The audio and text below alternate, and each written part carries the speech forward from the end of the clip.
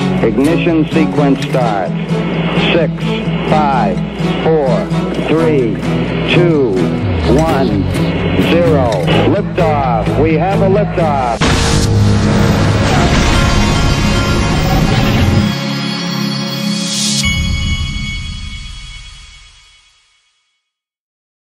Hey everybody, this is the Digital Asset Investor, and I'm sitting here. I bet y'all get tired of every time I start a video, I'm sitting here trying to check the volume. Well, what happens on this MacBook is every once in a while, the volume will like reset itself.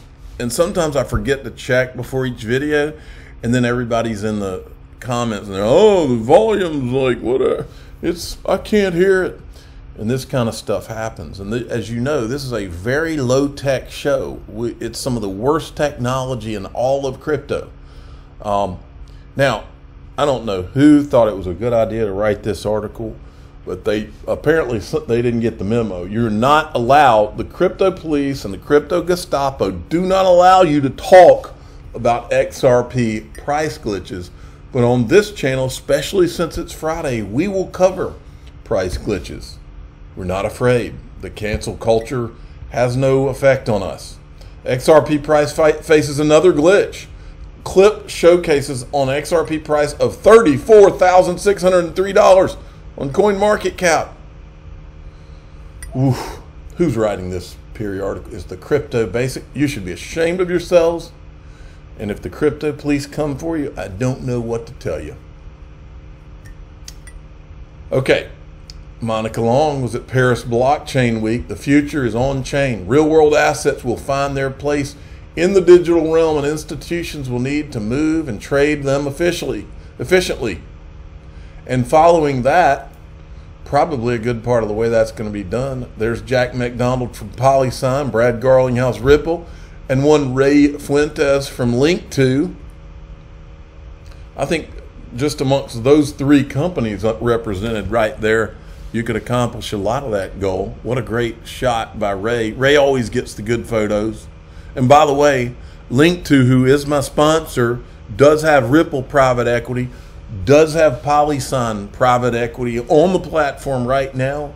And that photo alone is bullish to me for a lot of those things. Check this out. There's Bitcoin ETF rumors swirling now, like this thing's imminent. ETF approval reportedly expected within 24 hours. I'm seeing these kind of rumors circulating right now. This was an interesting clip from David Schwartz from Real XRP Boy. Watch this. I thought this was interesting. I have not heard this kind of take in a while. I think the future world where people have a sort of a wallet that's a sort of universal store of value. So that could mean tokenized stocks, that could mean cryptocurrencies, that could mean fiat assets, that could mean digital rights to things that they've purchased, it could mean NFTs for collectibles, games. This idea that you have a person who, when they get paid, let's say you get paid every 2 weeks, you get paid, and that money comes in, and you can have whatever you want to have happen to that money. And when you go to the grocery store and you get that bill and you go to pay the bill, that money, that payment can come out of your portfolio of things that you hold however you want. And you could be a millionaire, or you could be, someone in a third world country whose net worth is less than the cost of this microphone. And you would have access to that same set of tools. Obviously, you'd be using them on a different scale, but you would have the same set of options. You like holding gold? When you get paid, you could have tokenized gold. And when you go to pay, at the grocery store, you're using tokenized gold that's being sold. And it's just everything in one place. And that means, like, when you gift money to other people, when you pass away, your heirs don't have to go looking for your assets spread all over the place. You have just so much more control and can make financial decisions on that sort of more controlled basis. And I think I'll also go back to the very, very first vision that was associated with Ripple. It actually goes back to Ryan Fugger in 2004, believe it or not. And he had this vision of individuals who, if you need money, you might, if you're not very well banked, you might get a payday loan or something terrible, or leave money on a credit card, because borrowing money from people is extremely inconvenient. Like, you have to ask somebody if you can borrow money from them, and they have to say yes or no. And if they say no, it's awkward. If they say yes, you have to remember to pay them back. And what if you pay them back and they forget that you paid them back, or they have to ask you to pay? Like, all of those things can be automated and made painless. And I think financial openness is people in the United States talk about religion, they talk about politics, they talk about sex in ways that they didn't, just a few years ago. The only thing we still don't talk about and that we don't have open discussions about is money.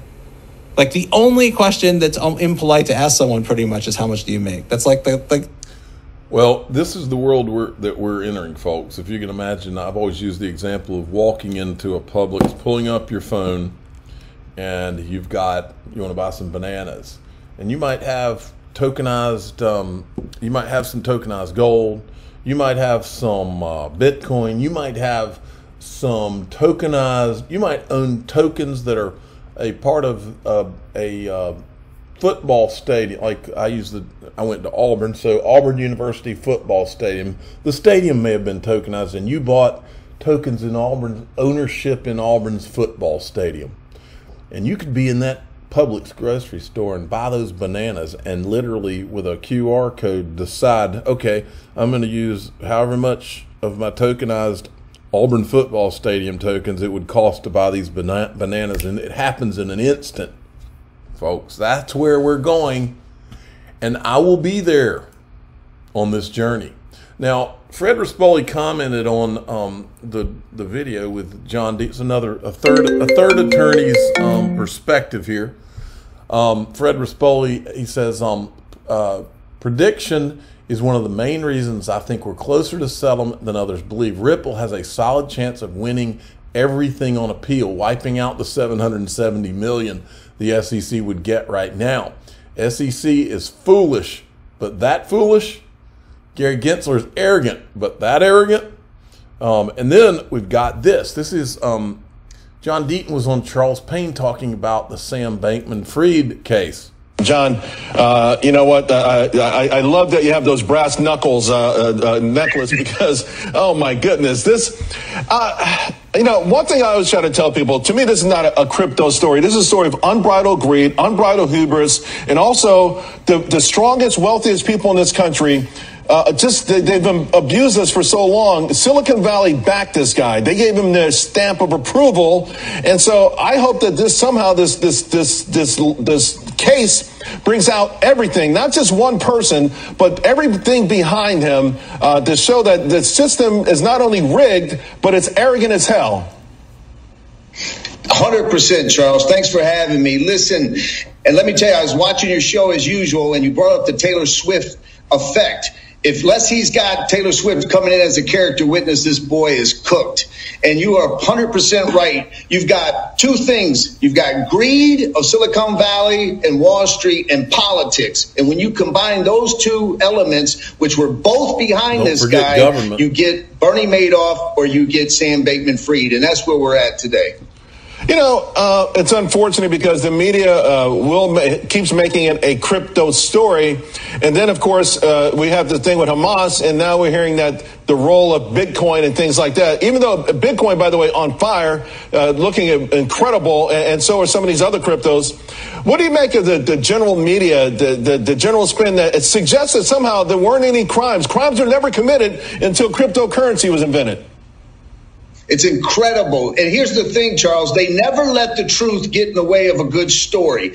When you have the FBI, the CIA, NSA, when all of them come out and say that they hope criminals and terrorists use crypto or Bitcoin as a source of funding, they hope that because every time they do it, they get caught. How many billions? Did you know the United States government is the second largest holder of Bitcoin today? Why? Because dumb criminals used an open blockchain ledger open to the public to use as a source of criminality, and they got caught. So Elizabeth Warren and the rest of the team should be ashamed of themselves for this false narrative.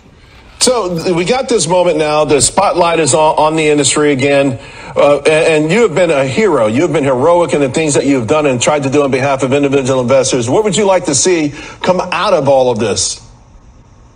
Well, I can tell you right now I'm a little bit envious because I wish I was the assistant U.S. attorney who was about to engage in the cross-examination of this fraudster. And like you said, make it clear, this has nothing to do with crypto, all right? This guy didn't even know or understand Bitcoin. All he was doing was stealing people's money to make his political donations, to buy his luxury real estate. And so what I want to see is those that you brought up.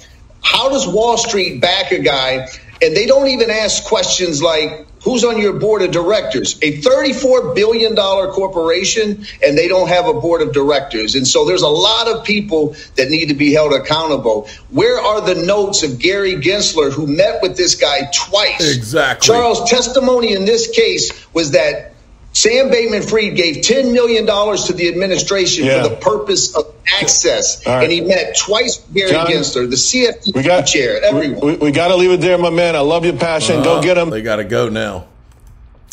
Look at this. Stephen Narioff. I believe, this person says, do you think XRP has a bright future? And by bright future, I mean, can it get to $10, possibly $100? I'd take your opinion over anyone's opinion currently. He says, I believe XRP has no ceiling if they achieve their objectives. It's not a simple response, but I'll give you a high-level take. Usually a lower XRP price would make their offering more attractive. However, Ripple is clearly the odds-on favorite to win in a network effects model. Once this is achieved, XRP must be used. And at that point, I don't see a ceiling on the price. I think this is what we've been talking about for all these years. Look at the US dollar, which has network effects, and it is the standard that must be used in countless instances. There's clearly no ceiling on the price of the dollar as it gets massively depreciated, but price becomes irrelevant, overshadowed by its required necessity. Come to think of it, could XRP take the reserve currency role in part or whole? Interesting concept. Wonder if that had anything to do with the Ripple being viciously and unfairly targeted. Probably just a conspiracy theory that so many powerful entities would go to such lengths to unjustly do everything they can to slow Brad Garlinghouse and company down, as they knew they couldn't be caught with their favored alternatives. Note that I don't own XRP or Ether right now, so nobody can say I'm doing this for any ulterior motives other than justice, radical change to a more fair and transparent system. And he says, yes, I'm clearly suppressed. This guy's asking if his posts are being suppressed. The digital asset investors' posts have been being suppressed for a long time. I've known this. I'm clearly being suppressed. My account is clearly shadow banned, though I'm not. I'm sure Elon Musk has no idea. Ironically, he is being prosecuted by the same corrupt SEC who tried to imprison me by leading multiple agencies to fabricate a crime which worked until I won. And I'm free to speak out. So I'm used to them using every tactic they can to stop me, but it won't work, and it will not. But it didn't work, and it will not work. Amplify my message if you feel it's right. I'd guess that some forces don't want him to get his hands on my evidence. It would be bad for them if he got my evidence when he's being harassed by them. Has his level of resources and 160 million followers? No. Folks, I'm going into the member group, and I'll tell you this. For any of you listening to me that have kids, the worst thing that can possibly happen for you, the worst feeling in the world a parent can have is when their kid is hurt in any kind of way, physically or emotionally. And I've experienced some things like that, but I'm going to give you some advice in the member group. I'm going to give some advice that I got when I was a kid, and I give it to my son now. And this is multi-million dollar advice to anybody that would actually listen to it and take it and put it in motion. And that's what we'll be talking about today. And one of the things, we're also going to be showing you some Narioff things I didn't want to show out here, and some other things too, from Dr. Evil and other people.